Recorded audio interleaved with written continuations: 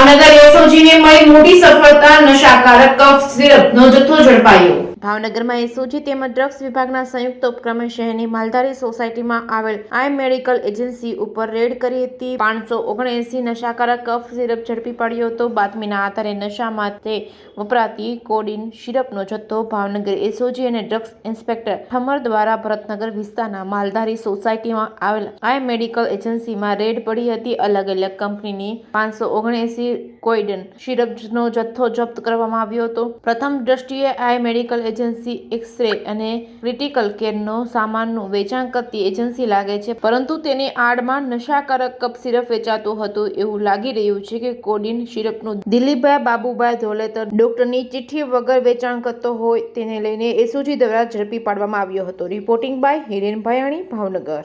ભાવનગર જિલ્લાની special operation ગ્રુપને એવી બાતમી મળેલી હતી કે ભાવનગર શહેરના માલધારી સોસાયટીમાં આઈ મેડિકલ એજન્સી નામની જે દુકાન આવેલી છે એ દુકાનમાં કોઈ પણ પ્રકારના મેડિકલ પ્રિસ્ક્રિપ્શન વગર કોડીન ફોસ્ફેટ ધરાવતી સિરપનું વેચાણ કરવામાં આવેલ છે। આ બાતમીની સત્યતા ચકાસણી કરી ફૂડ એન્ડ ડ્રગ વિભાગને જાણ કરવામાં આવેલી હતી। ફૂડ એન્ડ ડ્રગ વિભાગના અધિકારી અને ભાવનગર જિલ્લાના સ્પેશિયલ ઓપરેશન ગ્રુપના અધિકારી કર્મચારીઓ સાથે સંયુક્ત રીતે આ કામગીરી કરવામાં આવેલી હતી।